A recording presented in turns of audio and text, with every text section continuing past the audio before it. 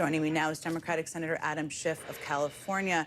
Senator Schiff, I'm always grateful to talk to you, especially in a night like this where there is just so much news to comb through. I want to start, just in the last hour, we learned that the Israeli military has begun airstrikes against Iran. We are still learning what they hit. We don't know if there will be more strikes. What is your reaction to that? How concerned are you about where this might be headed? Well, you can't be that surprised by the strikes because the president talked openly about the need to get American forces and others in the region out of potentially harm's way. So the president of the United States was essentially telegraphing that this might happen. That in itself is extraordinary because, of course, Israel, if they're going to undertake this kind of operation, wants the element of surprise, which it undoubtedly did not have. But also you have this statement that you were just alluding to by Rubio, where it's clear that there is some tension between where the administration is and where Israel is. Now, I think we all need to wait and see just what kind of operation this is, how extensive it is. From the Israel side, it sounds like they're intending to have this go on for a period of time. And on what basis, what intelligence supports what Israel is claiming in terms of Iran, in kind of a breakout mode towards a nuclear weapon. So a lot of unanswered questions about this. Certainly the potential for retaliation and escalation. I'm glad we're getting our people out of harm's way. And my thoughts go out to the people of Israel who will be exposed to grave risk over the next several days. No question about that. And again, we'll keep bringing people updates as we have them.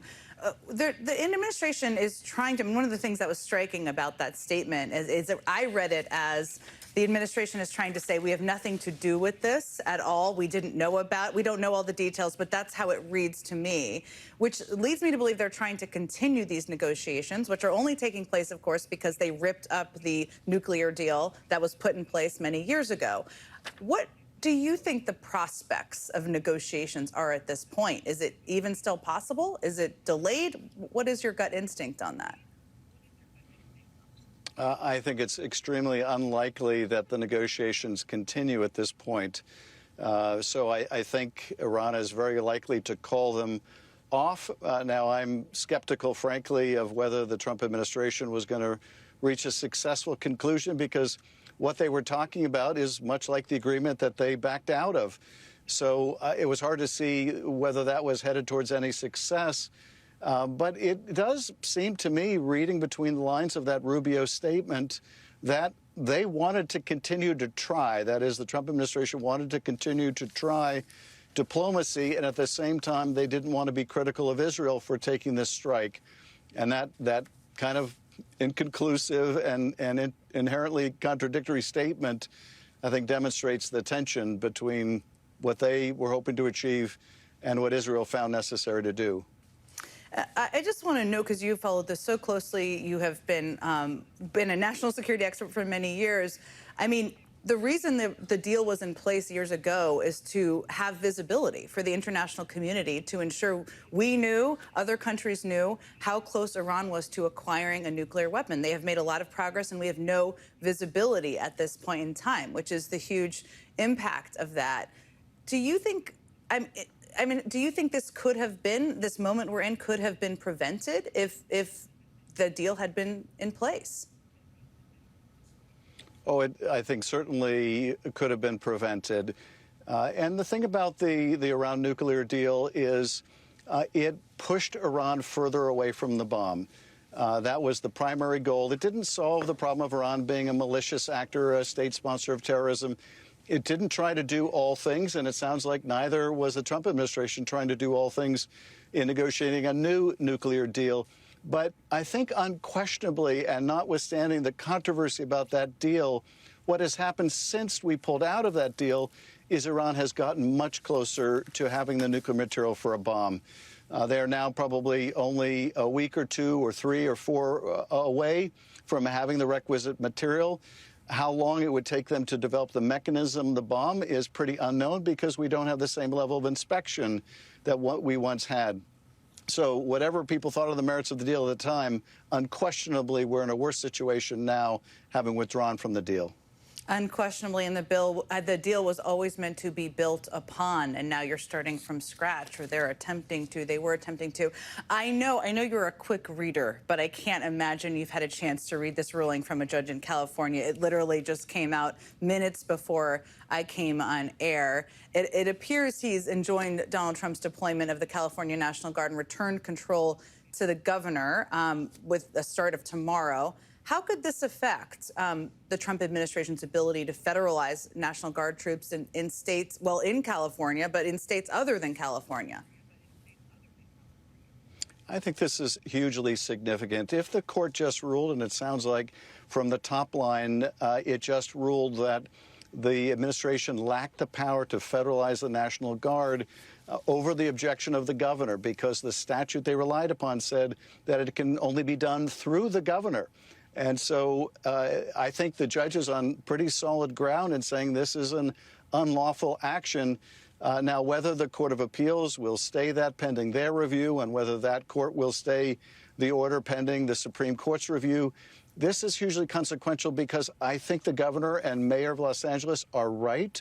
I think they're testing out their ability to essentially commandeer National Guards throughout the country and use them for their own purposes.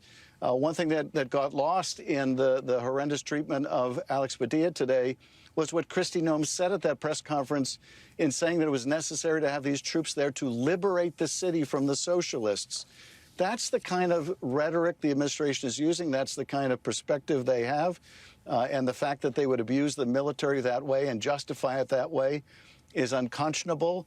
So this ruling tonight is a huge win for California, but also an important win for the country and for the idea of civilian control over the military, and in particular, control by governors over their own National Guards.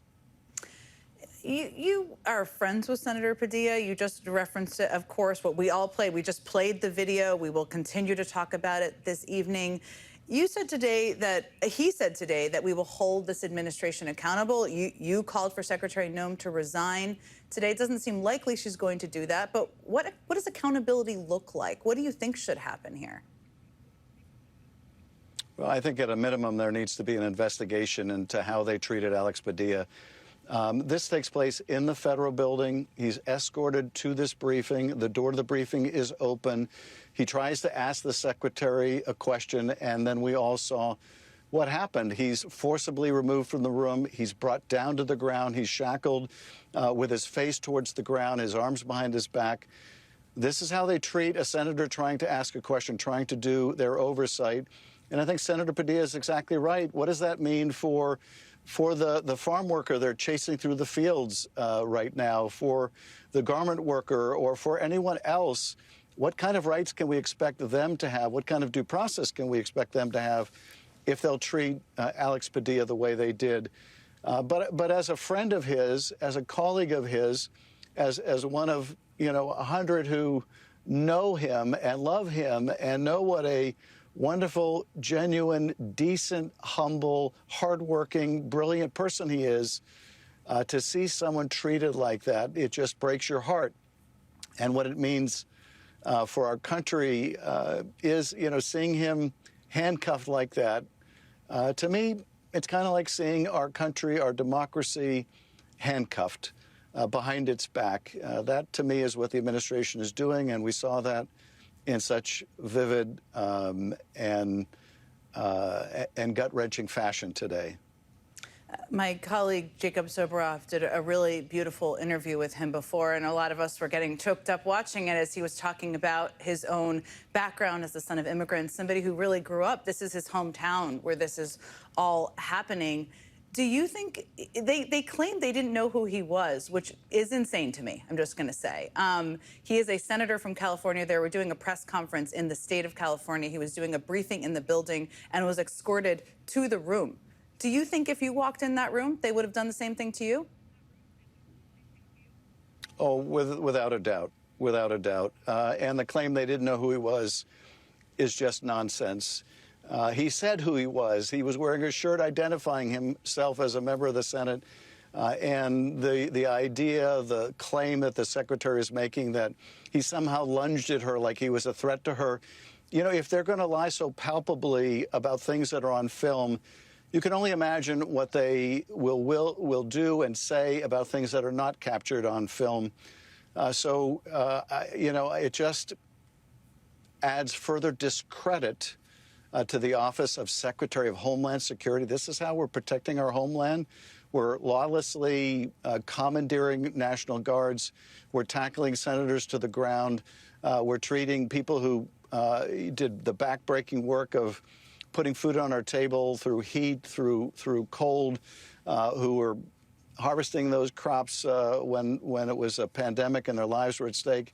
This is how we're treating people in the United States of America. This is not who we are. To quote my wonderful former colleague Elijah Cummings, we are better than this.